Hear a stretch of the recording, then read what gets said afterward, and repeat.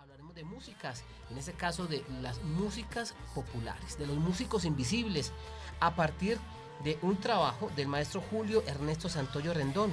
Él, a través de lo que ha significado su trabajo de doctorado, ha hecho una recopilación y un trabajo específico en el país alrededor del valor de los músicos invisibles, es decir, aquellos que no gozan de esa fama y fortuna de los sellos discográficos, aquellos que en territorio muy alejados incluso de los centros urbanos, son la memoria viva de las comunidades. La historia de él la vamos a conocer y por supuesto también sus músicas en ese ejercicio de memoria de música y academia. Nuestro invitado es el maestro Julio Ernesto Santoyo Rendón, doctor en estudios sociales, magíster en comunicación, educación y literatura. Y vamos a hablar del producto de su trabajo desde el pregrado, maestría y ahora doctorado, pensando en una próxima publicación. Y el titular es fascinante, Los músicos invisibles. Y allí aparece esa figura desde el estudio que él hace en los estudios sociales, en literatura y en música, cómo aparecen. Maestro, bienvenido. Gracias por acompañarnos en este espacio de la radio pública del departamento de Antioquia en nuestras 8 radioestaciones, que, caso particular, incluye Magdalena Medio. Usted es oriundo justamente de esa subregión del departamento. ¿Cómo le va? Pues Alex, muchísimas gracias por la invitación que me hace a la emisora, a su programa. Sí, yo soy oriundo de Puerto de Río, Antioquia, y como te comentaba fuera de micrófonos, yo me siento un mal hijo pródigo porque nunca pude volver a Puerto de Río. Solamente estuve viviendo allí 6 años de mi vida y de resto, pues, por circunstancias de familia, salí del pueblo y me radiqué en Santander y Boyacá y Cundinamarca. Ha sido como la zona donde me he destacado me he desarrollado a nivel tanto académico como a nivel profesional. Estamos hablando, maestro, de una carrera de cuántos años en lo que tiene que ver con la música y la investigación. Bueno, en cuanto a la investigación, fueron 15 años seguidos, porque es que yo viví en Europa un tiempo, porque yo soy músico, hice música sinfónica, soy músico que hice parte de la Orquesta Sinfónica Internacional de Francia. Bueno, aquí estuve en Colombia con la Orquesta Sinfónica Internacional Orquesta Sinfónica Juvenil de Colombia, hice parte de la Sinfónica de Boyacá, luego me fui para Francia y allí estuve en esta orquesta que te comento, la Orquesta Sinfónica Internacional de Francia, como contrabajista, aunque de raíz yo vengo siendo músico guitarrista, integrante de algunos grupos aquí en Colombia, como la Estudiantina Boyacá, conocida por todos ustedes seguramente, por sus premios allí del Modo Núñez, igual con el grupo de cuerdas Nogal en Bogotá, bueno, etcétera, varios grupos que pude haber integrado en su momento. Después hice mis estudios en Francia, en el Conservatorio Nacional Marcel Dupré de París, donde me desarrollé como contrabajista y ahora pues soy integrante de la universidad, profesor de la Universidad Distrital Francisco José de Caldas en Bogotá desde el año 2000. Justamente usted también tiene allí, adelantó estudios justamente en esa universidad. Pues 15 años seguidos, porque me propuse después de viejo, siendo profesor docente de cátedra de la universidad, hice mi pregrado, quise hacer el pregrado también de la carrera la cual estaba trabajando, que era educación artística, y me pregunté, ¿y por qué no estudio esta carrera con mis estudiantes que tengo aquí? Entonces yo lo que hacía era alternar, iba a clases con mis profesores y daba clases a mis estudiantes dentro de la misma licenciatura. Ya estando allí, inmediatamente me puse a estudiar después que terminé ese pregrado. Quise hacer una especialización en desarrollo humano con énfasis en procesos creativos, afectivos y creatividad. Luego empaté con la maestría en educación, comunicación, con énfasis en literatura, y terminé con el doctorado en estudios sociales con énfasis en la memoria, la creencia y la experiencia. Usted estuvo en el Conservatorio Nacional de Francia, el Marcel Dupré. Marcel Dupré, sí, en París. Con reconocimientos y todo. O sea, cuéntenos esa historia suya porque rastreando sobre su carrera, no solamente nos interesaban los libros, sino también cómo usted en Europa, en materia de composición, el tema de la guitarra, el tiple, incluso en los concursos, obtuvo reconocimientos importantes, maestro. No, en realidad con la guitarra y con el tiple no, porque era un poco, el tema es desconocido allí. No, con el contrabajo como estudiante logré tener un primer puesto en algún concurso que hubo que hacen anualmente en el conservatorio como examen, no era un concurso como tal, sino exámenes que presentar, y habían 700 aspirantes de de contrabajo, pues para presentar el concurso. Y bueno, tuve la suerte de ganarme ese concurso, entonces fue como que en el tiempo salió en aquella época un comentario acerca de eso. Pero estamos hablando hace varios años, ¿no? Usted está estudiando Estaba estudiando todavía, está claro, estudiando. claro. Ese interés suyo por no solamente por la música, sino Culta, clásica, elaborada, sí. exactamente, siempre lo cultivó desde su infancia. No, yo empecé desde muy joven a estudiar guitarra por antecedentes con mi padre, que fue músico, él murió, músico, guitarrista, compositor, dejó 3 discos de acetato y una guitarra colgada en la pared, y bueno, de ahí yo fui viendo esta imagen y ese recuerdo de papá que me dejaba mi familia, me hablaban de él, porque él murió cuando yo tenía 1 año de edad. Y eso fue haciendo que yo me fuera adentrando en la música tradicional colombiana con la guitarra.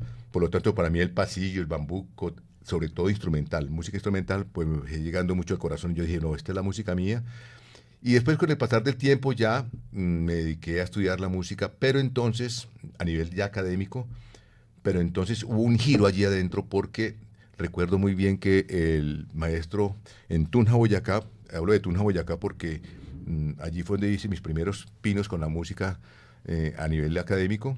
El director se llamaba, o se llama, Jorge Zorro Sánchez, que llegó a ser ministro ahorita con este gobierno de cultura. Jorge Zorro Sánchez me preguntó en su momento que yo qué quería hacer con la música. Yo le decía, pues seguir estudiando con usted aquí y hacer mis procesos de formación teórica. Y me decía, sí, pero ¿qué vas a hacer después? Y yo, pues con la guitarra. Yo, me dijo, la verdad no te veo allí. Tocas bien tu guitarra y tienes tus grupos y tus cosas, pero a nivel profesional ya abierto, me gustaría, y fue lo que me aconsejó, me dijo, ¿por qué no te entras a una empresa, una orquesta sinfónica? Y yo ahí fue cuando yo ya tenía mis 23 años. Para mí fue pues como muy tardía la entrada del contrabajo, ¿no? Aunque es más o menos el promedio para entrar de entre 19 y 23 años que los estudiantes comenzamos a mirar este instrumento. Mm, bueno, la verdad fue que yo pues le creí, le seguí la sugerencia y empecé a trabajar como estudiante con el profesor Borelas Yarko, que ya murió, checoslovaco, y en Tunja, este profesor que iba 2 veces a la semana a dar clases, me tuvo como estudiante, y ahí empecé ya a hacer el trabajo, ese proceso de estudios de contrabajo, y ahí fue cuando ya después me integré a la Sinfónica de Boyacá, y después ya que se acabó ese proceso de formación allí, que sentí la necesidad de irme para Bogotá a ser parte de la Orquesta Sinfónica Juvenil de Colombia, y allí ya también hice el cambio para Europa, directamente me fui a trabajar, a estudiar a Europa en el Conservatorio Marcel Dupré. Y es allí que en ese tiempo pues me preparo y estudio y resultó la posibilidad de estar trabajando con la Orquesta Sinfónica Internacional de Francia y tuve la suerte de ganarme ese concurso y bueno, hice parte durante 4 años de la orquesta. Y después ya nace mi hijo y cambia mi vida. Decido venirme a Colombia Eso le nuevamente. preguntaba, ¿cuándo se devuelve a Colombia? Yo duré 6 años allí, pero en esa época ya finalizando estos 6 años nace mi hijo en el 94 y es cuando yo empiezo a hablar de la identidad, a preguntarme, bueno, ¿y qué voy a hacer con una mamá colombiana, un papá colombiano y un hijo francés? Necesito que ese muchacho tenga conocimiento de dónde son sus padres. Y empecé a pensar cómo hacer para regresarme a Colombia cuando las orquestas sinfónicas son escasas aquí, ahora más que antes. Y se dieron las cosas, me llamaron de la Orquesta Sinfónica del Valle en Cali para que hiciera parte como primer contrabajo de la Orquesta Sinfónica del Valle. Me vengo para Colombia, me traigo a mi hijo, le doy identidad y es un muchacho que, a pesar de haber nacido en Europa, en Francia, tomó identidad colombiana, le gustan sus arepas colombianas, su aguardiente colombiano, tiene identidad. Y después, ya que estudió su bachillerato en el Liceo Francés aquí en Bogotá, se desplaza para Francia a hacer su universidad y sus maestrías y está nuevamente con nosotros acá haciendo un doctorado en estudios sociales también, Con usted. como yo, pero con otra línea. La línea mía es memoria, ¿no? Memoria, creencia, experiencia, y la línea de estudios sociales, el doctorado de él está con la línea de sujeto, política y poder.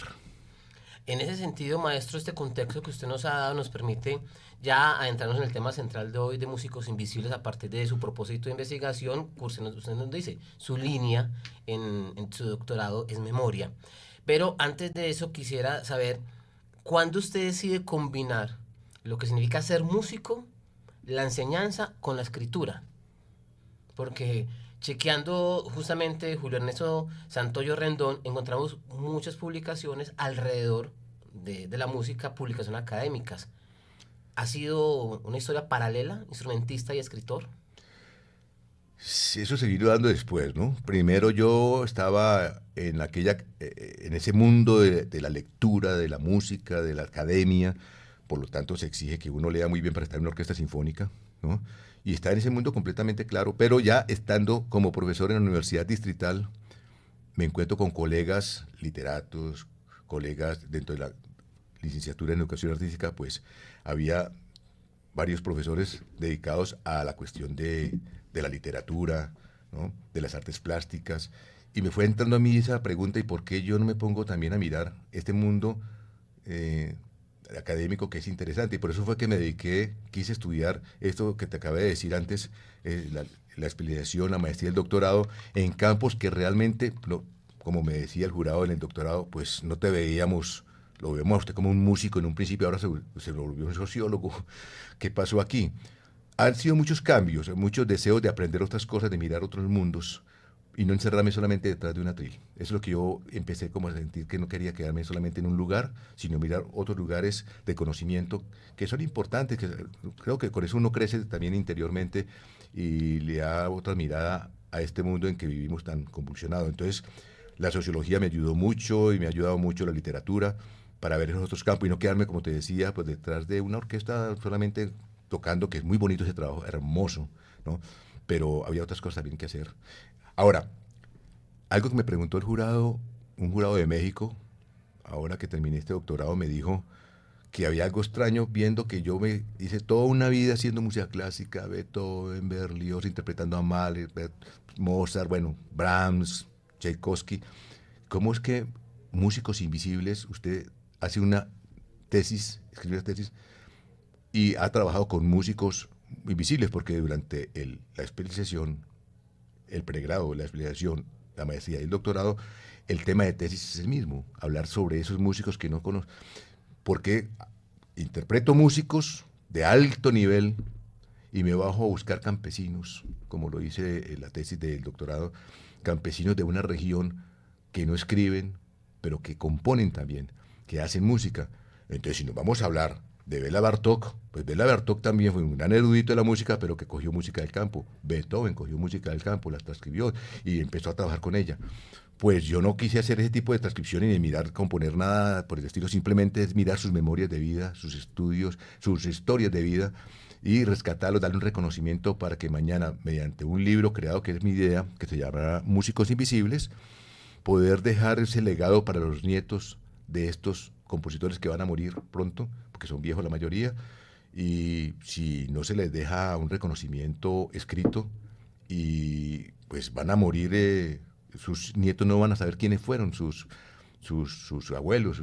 Entonces, hoy en día son compositores campesinos completamente denegados, relegados también, o sea, excluidos de un sistema de mercado que no permite que ellos entren allí porque no hay manera. O sea, hay que tener unos recursos económicos y poder tener el acceso a los estudios de grabación para los discos, para tener esto, para ser reconocidos. Ellos no tienen esas posibilidades. Yo lo que hice fue entrarme en ese mundo de ellos, en sus veredas, y empezar a hacer ese cambio, o sea, esa mirada diferente, ¿no? Que es qué sienten, qué viven, qué tienen ellos adentro, sus memorias de vida, y encontramos durante estos estudios de investigación unos valores increíbles en cada uno de estos compositores y músicos del campo. ¿Por qué memoria y por qué la búsqueda de esos músicos invisibles durante todo este trazo? Usted ya le hizo la pregunta y usted la respondió allí, pero pensando, digamos, en el valor que tiene ese músico invisible, ese músico del campo, ese músico que quizás no sea letrado, pero que compone música, ¿cómo llega usted a esa conclusión que más allá de los grandes artistas y compositores estudiados, recontraestudiados y que conocemos todo, hay que darle valor a lo local para pensar universal? Bueno, Alex ya lo dijo, la memoria. Si no se mantiene, si no se rescata la memoria de vida de ellos, sus historias de vida, pues quedan en el olvido completamente, ¿no? Entonces lo importante es, a partir de esas experiencias de vida que tienen, y sus creencias, sus mitos y sus leyendas a través, expuestas en un papel, en sus letras, en sus textos, si no tenemos eso presente, si no rescatamos eso, sus memorias mueren. Y como te decía antes, los hijos de ellos no van a saber que existieron, ¿no? Y lo peor de toda esta historia es que, como decía alguien, no hay que temer a la muerte, hay que temerles al olvido. Entonces esta gente queda completamente olvidada y eso se va perdiendo sentido de identidad con el tiempo. Entonces ya esos muchachos, esos hijos y esos nietos no van a tener ese apego por sus ancestros, por esa historia, ese legado que pudo haber dejado sus ancestros, porque no existe, no hay memoria. Entonces cambian de manera de pensar y olvidan lo que es sus ancestros y bueno, y estamos perdidos. Si eso sucede así, cerremos. Es verdad. Maestro, ¿cómo fue el proceso de búsqueda y de trabajo con estos músicos? Dentro de la investigación. Bueno, en la parte metodológica, pues yo voy al campo.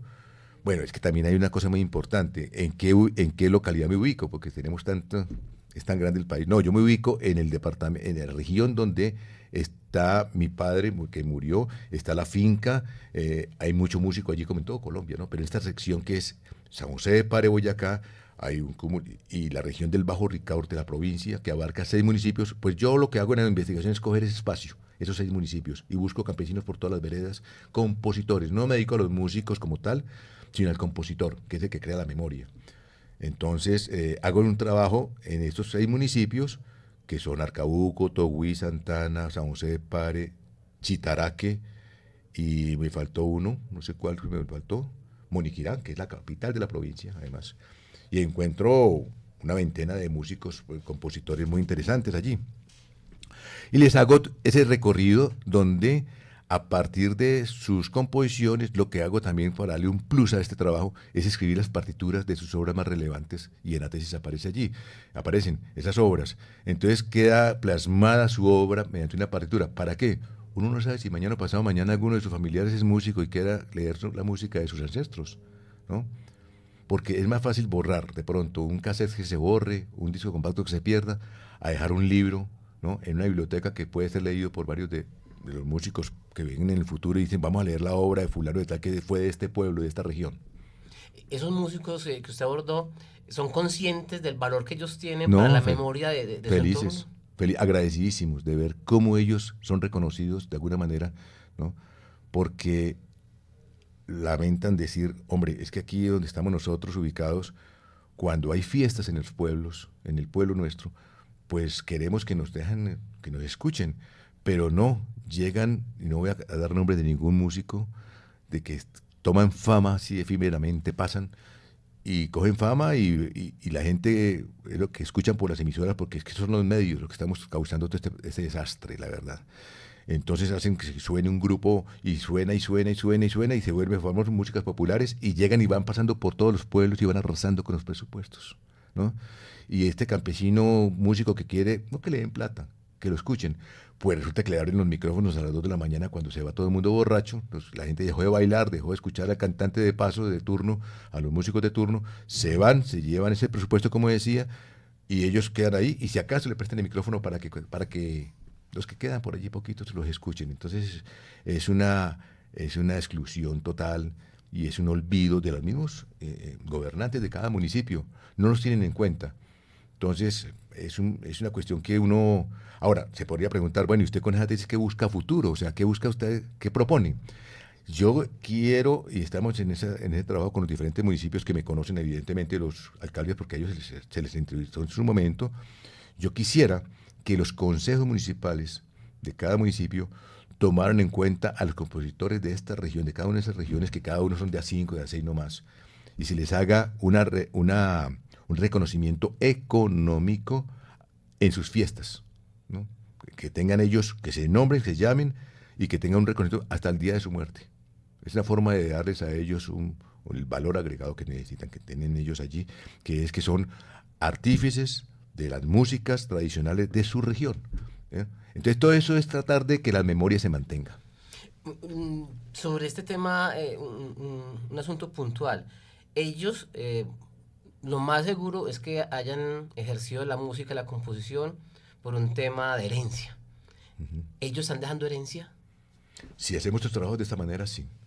Si dejamos este tipo de mensaje, ¿no? De ese llamado, porque esto es un llamado de atención, es una denuncia, esto es una denuncia, ¿no? Si queda ese trabajo escrito, por lo menos ahorita, ellos, los que vengan después, van a decir, bueno, quedó algo, y ahí estamos de herencia, ya estamos hablando de que se hereda un trabajo de ellos. Volvemos nuevamente al tema del olvido, ¿no? Del olvido. Si no hacemos este trabajo, no se hereda nada. Queda perdido completamente las posibilidades de que se conozca lo que tenemos o lo que teníamos en esa región. Entonces es muy importante la memoria, tanto individual como colectiva, ¿no? Cuéntenos, para usted, ¿qué ha representado todo este ejercicio de búsqueda e investigación durante estos últimos años? Como usted nos lo dijo al principio, no pensando en un doctorado, No, no. sino que ha sido una especie de proyecto alterno de vida suyo hacer este ejercicio. Pues precisamente es reconocer, Alex, lo que yo soy. Yo soy un músico que inicié escuchando mucha música tradicional, no tanto la campesina como tal, pero la música elaborada, ¿no? Los pasillos, la música pues de salón, digamos así, de grupos de cámara, con mi padre que dejó los discos y escuchando músicos de esta naturaleza. Y después yo hago parte de agrupaciones de este estilo, ¿no? Que el trío Semblanza Andina, que la Estudiantina Boyacá, que el grupo Nogal en Bogotá, que bueno, afortunadamente pude lograr algunos premios con ellos porque era la edad en que uno busca premios, la edad en que uno quiere tocar bonito y mostrar, ¿no? Todo esto me fue llevando como a pensar en que también hay músicos delegados, olvidados, ¿no? Porque conseguir estos espacios a nivel artístico no es fácil. Lograr que un grupo sea reconocido a pesar de muchos ensayos y mucha dedicación y mucho tiempo para esto, para lograr cierto reconocimiento, pues no es fácil. Entonces, sin embargo, ya viéndose uno en esas posiciones que dice, hombre, se logró cierto reconocimiento, ¿por qué no pensar en ellos? Entonces, todo este proceso académico ha sido pensando siempre en ellos, por eso las tesis que que he logrado hacer durante todos estos 15 años que llevo seguidos estudiando, mmm, es pensando simplemente en esos músicos invisibles y darle reconocimiento definitivamente. Maestro, el producto de su trabajo, ¿dónde lo podemos ubicar? Bueno, aquí tengo, por ejemplo, dos libros que he escrito, que gracias a la universidad donde trabajo, la Universidad Distrital Francisco C. Caldes en Bogotá, la editorial ha publicado dos de mis libros. El primer libro se llama A la Cuerda, que se puede encontrar en la editorial de la universidad. Bueno, eso es una cadena, hoy en día uno busca por Amazon y aparece el disco, porque ellos tienen como una cadena de De editoriales. distribución. Y eso en México, que en Sí, señor, Guatemala porque tiene. yo ahorita estaba buscando y lo encontré. Sí, y por ahí me encontré con la Feria del Libro en México, la Feria del Libro en Guatemala, y ahí está el libro, o sea, porque se van repartiendo, las editoriales se van llevando. Entonces, gracias a ellos, pues el libro se ha dado a conocer, ¿no? Que es el primer libro, A la Cuerda, que es un método didáctico, ágil y dinámico para el conocimiento de la música andina colombiana a través del tiple y la guitarra.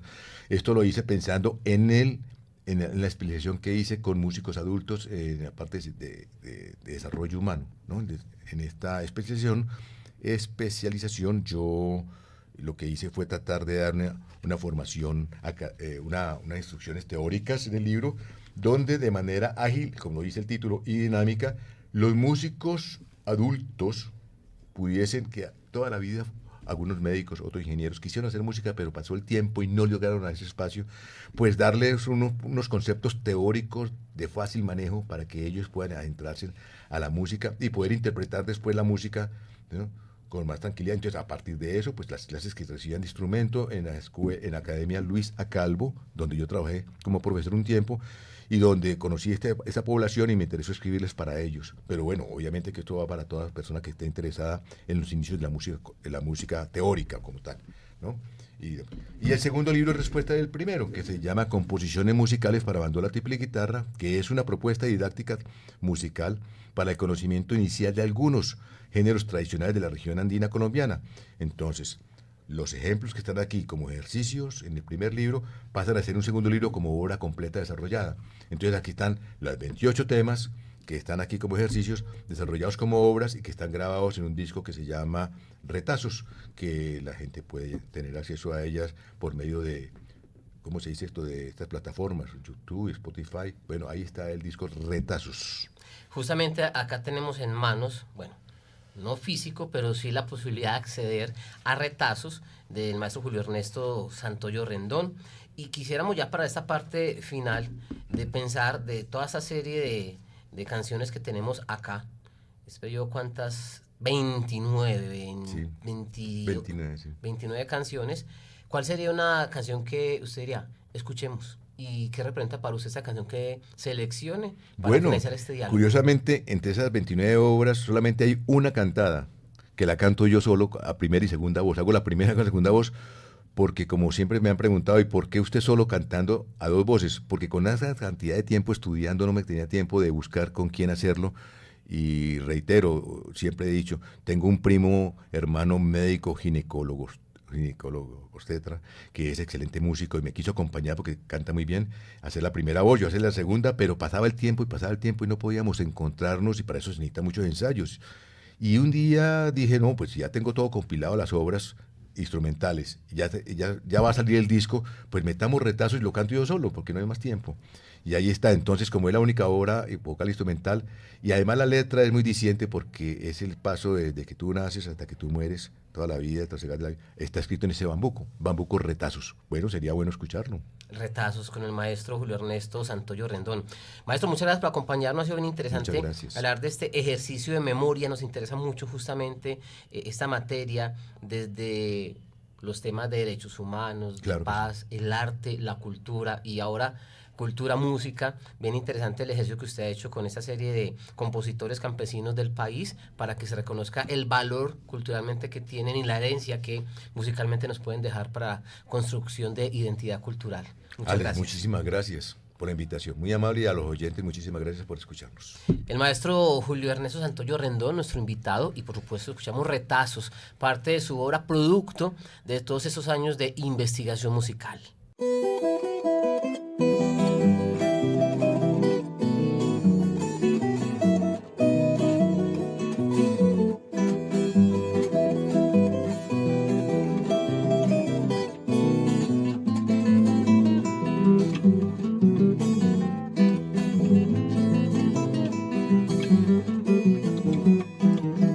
Con retazos de recuerdos vamos tejiendo canciones, retazos que llevan risas, tejidos en mil colores, acompañado de fieltros, de amores y de ilusiones, y también de telas burdas que dejan los sinsabores.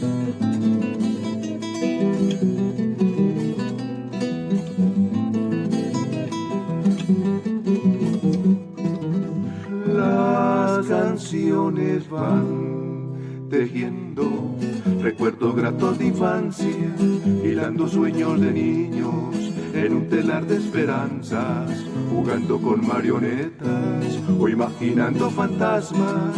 Son retazos de alegrías que no se cambian por nada.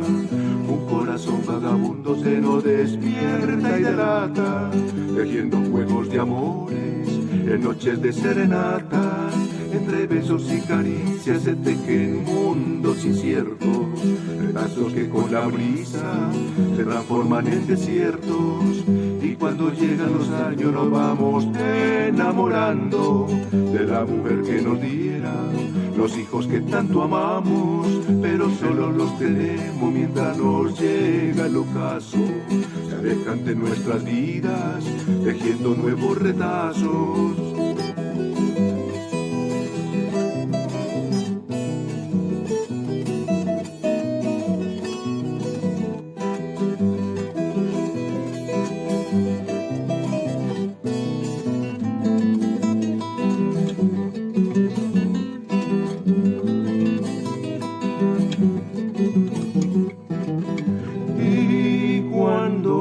Estamos viejos, nos cubrió un mar de nostalgias, con retazos de dolores que nos desvanece el alma. Nos vamos quedando solos, caminando lentamente, esperando que la vida llegue al umbral de la muerte.